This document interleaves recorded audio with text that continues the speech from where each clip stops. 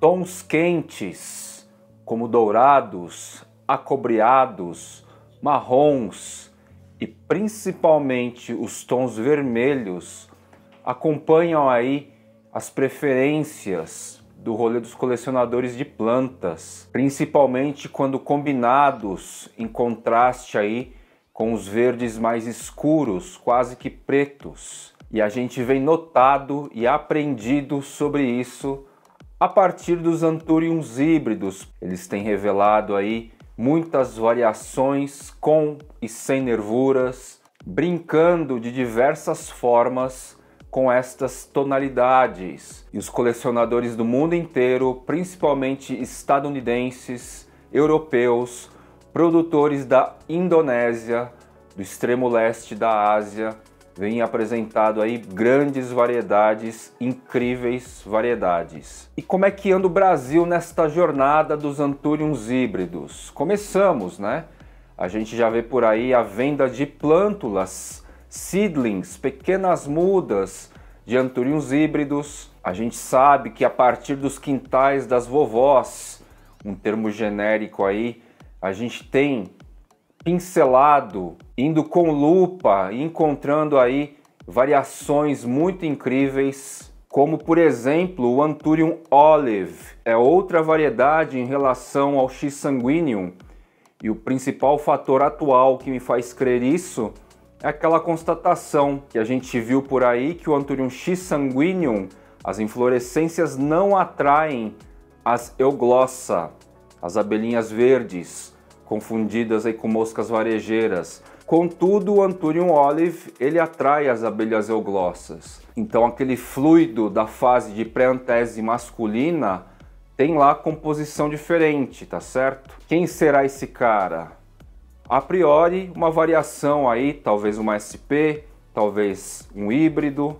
E será que, como o Delta Force, que no caso foi produzido a partir de intervenção humana, foram testes lá de Steve e Mary Nock, sob aprendizado de John Banta, o cara que levou as araces originalmente, a ideia das araces em cultivo, da domesticação lá para os Estados Unidos? Será que no Brasil a gente tem um achado diferenciado, que não se pareça, não se aproxime com Delta Force, que tem uma personalidade, uma distinção, que também possivelmente tenha vindo dos quintais das vovós, e que a gente possa dizer que é um híbrido natural ou não? É muito difícil a gente ter a origem de fato desses caras quando o assunto é os quintais das vovós. Enfim, será que a gente tem um cara tão legal, tão distinto, que se destaque como o Anthurium híbrido originário do Brasil? Então, assim, o contexto está bastante oportuno para esse tipo de olhar. Os colecionadores, os produtores, eles estão aí atentos a essa temática de Anthuriums e Anthuriums híbridos, e é natural que o radar fique ligado a esse tipo de assunto. E eu posso dizer que existe um genérico, até então genérico, dentre tantos Anthuriums híbridos nas suas diferentes formas. Existe um carinha aí, muito provavelmente de parentesco com o Anthurium papillilaminum. A gente tem afirmado que sim. Ele era mais um desses Anthuriums disseminados aí desde o começo do rolê das aráceas no Brasil. E agora, devido a contexto, devido à tendência, devido a novos olhares aí que estão se formando, ele legitimamente, por justa causa, começa a ganhar destaque. A gente está falando aí de um carinha chamado até então de Anthurium X papillilaminum, mais um, e que recentemente rebatizamos ou batizamos pela primeira vez como Anthurium Red Maju. Por que Red? Bom, a capa deste episódio, esta foto aqui da folha em expansão, vou deixar aqui algumas imagens enquanto eu falo. Essa lâmina foliar já está um pouco mais formada, no meio do caminho aqui, mas este híbrido possível do Anthurium papillilaminum, afortunado, já que papillilaminum é um dos caras, é uma das espécies em destaque no contexto. Este carinha aqui, ele tem uma lâmina foliar extremamente distinta, característica própria em sua tonalidade, que faz ele realçar, se destacar antes da tendência e, mais pertinentemente agora, na tendência em relação aos demais Anthuriums híbridos, supostamente do papillilaminum ou não, que a gente vê aí e que supostamente também são todos originários deste lugar que é o quintal das vovós. A gente não sabe se é um híbrido ocasional, a natureza chegou nele, ou se de origem lá rolou alguma manipulação. O fato é que ele é realmente distinto, formato também é muito interessante e algumas características técnicas são também interessantes que dá um ar mais exclusivo para este brasileiro. O produtor que detém esta matriz, ele ganhou a muda, matrizou, ele tentou inúmeras vezes, dezenas ou talvez centenas de vezes, fazer a polinização a partir da inflorescência, selfie, né? E quando a gente fala selfie, é pegar a inflorescência, duas ou mais, e tentar autopolinizar o próprio indivíduo. Uma inflorescência na fase feminina e outro na fase masculina. Foram dezenas ou centenas de tentativas e nunca deu certo, até o presente momento. Então todos os Anthuriums Red Maju, antes e depois dessa nova classificação, depois deste nome próprio merecido por ser tão diferenciado, todos eles são clones e reforçando qual que é a influência de fenótipo. A gente já vê isso bem caracteristicamente no Anthurium regale. Se você pegar um caule da matriz e picotar em partes para se gerar mudas, devido ao estresse do corte, devido ao clima, luz, temperatura, umidade, substrato, tipo de fertilização, tipo de substrato, mas imediatamente o corte, o estresse de corte, que também é um fator fenotípico, a tendência é que cada indivíduo fique um pouquinho diferente em relação ao outro, mesmo sendo clone. No regale isso é muito expressivo, e no Anthurium Red Maju, levemente expressivo, tá certo? Vou deixar foto aqui de alguns indivíduos, essas fotos foram gentilmente cedidas por alguns colecionadores que já obtiveram antes o Red Maju.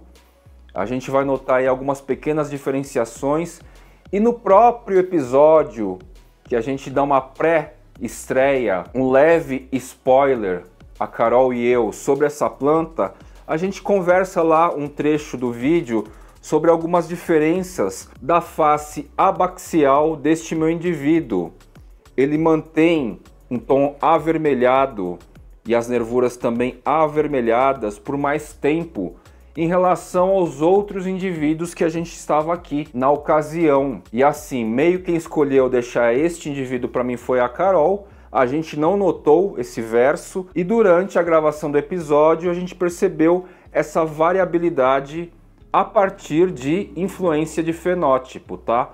Então este Red Maju em específico vai escurecendo, mas olha só, essa folha que já está formada há um tempo mantém um tom rosáceo e as nervuras avermelhadas também por mais tempo, e os demais ficam verdes. Essas pequenas variações, a partir do estresse do corte e depois de luz, temperatura, umidade, substrato, tipo do substrato, vão ocorrendo de indivíduo para indivíduo devido às influências de fenótipo, que são todas essas características aí, esses fatores. Este outro indivíduo que estará disponível aí na loja em breve, a Carol já fez um lançamento de um indivíduo e esse carinha também vai para venda aí a vocês, Red Maju. Esse cara, ele tem os lobos mais distantes em relação ao meu, tá?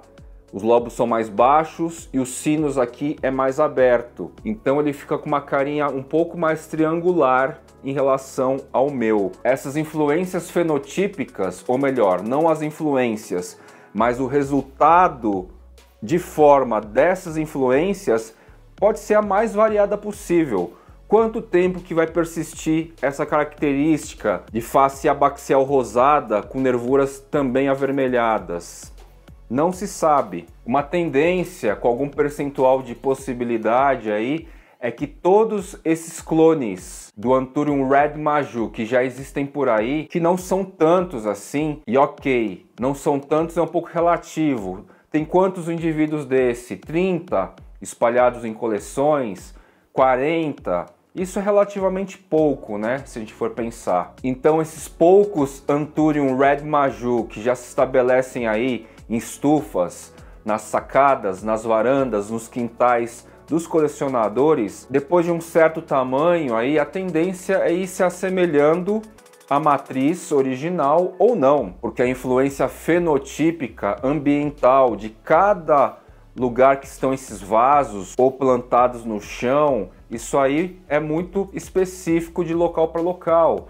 Então esse cara pode ficar com formas e caras diferentes. Fazendo uma analogia aqui, que é assim, ó, embora o Delta Force ele gere infrutescência, a variabilidade genética dos filhos F1 são infinitas e nenhum sai parecido, semelhante ou igual ao próprio Delta Force. A geração F1 aí sai com carinhas aí de Anthurium Batman, Macrolobium Batman, básicos Anthurium Clarinervium X, Pedatum Radiatum, enfim, Delta Force mesmo, com aquele jeitão, com aquele morfotipo, só ele. Assim, o original Delta Force, único, Mona Lisa, a gente só vai poder ter um clone de corte dele, tá? É a única forma de você obter o original Delta Force, também ciente que ele vai sofrer aí, o clone, ele vai sofrer alguma interferência fenotípica também, mas